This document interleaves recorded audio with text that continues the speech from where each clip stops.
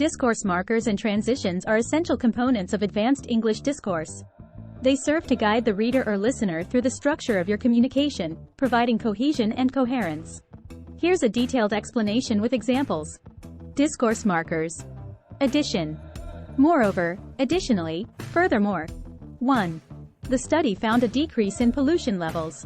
1. Moreover, the overall health of the population improved. Furthermore, in addition to what has been said. 1. We have discussed the economic benefits. 1. Furthermore, there are positive environmental impacts. Additionally, also, besides. 1.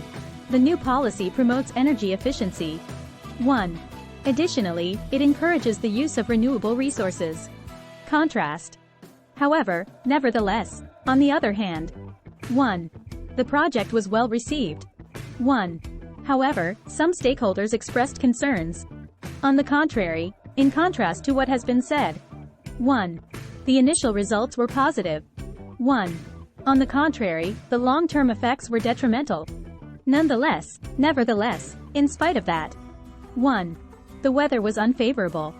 1. We went hiking nonetheless. Result. Consequently, as a result, therefore. 1. The company invested in new technology. 1. Consequently, productivity increased. As a result, due to this, therefore. 1. The team worked efficiently. 1. As a result, they met the deadline. Hence, for this reason. 1. The prices of goods have risen. 1. Hence, consumers are cutting back on spending. Example, clarification. For instance, to give an example. 1. Some cities, for instance, Copenhagen, have successfully implemented sustainable transportation solutions. In other words, to rephrase or clarify. 1. He is very frugal. In other words, he is careful with his spending. To illustrate, to provide further examples. 1. Many countries have adopted eco-friendly policies. 1. To illustrate, Sweden and Germany have extensive recycling programs. Transitions. Sequential transitions. Firstly, secondly, thirdly. Used to introduce points in a sequence. 1. Firstly, we need to identify the problem. 1. Secondly, we should analyze its causes. 1. Thirdly, we can propose solutions. Meanwhile, during the same time, in the interim. 1. The team is conducting research. 1. Meanwhile, they are preparing for the upcoming conference. Time transitions. Subsequently, afterwards, later on. 1. The new policy was implemented. 1.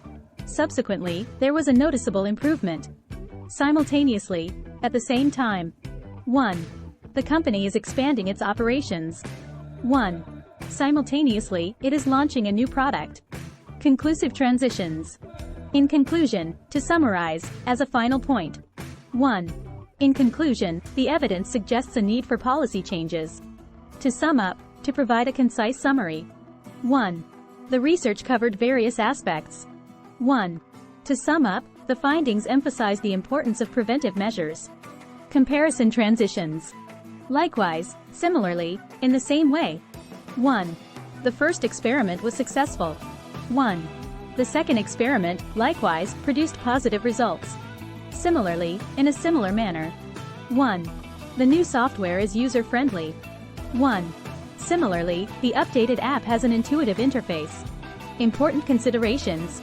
Use of punctuation. 1. Discourse markers often require the use of appropriate punctuation such as commas or semicolons, depending on the context. Varied vocabulary. 1. To maintain reader interest, it's beneficial to use a variety of discourse markers rather than relying on a few repeatedly. Contextual appropriateness. 1. Choose discourse markers and transitions that are contextually appropriate for the type of discourse, formal, informal, academic, etc. Transitions in speech. 1. In spoken English, transitions and discourse markers are crucial for maintaining fluency and clarity in communication. By incorporating these advanced discourse markers and transitions into your writing and speaking, you can enhance the flow, coherence, and overall effectiveness of your communication.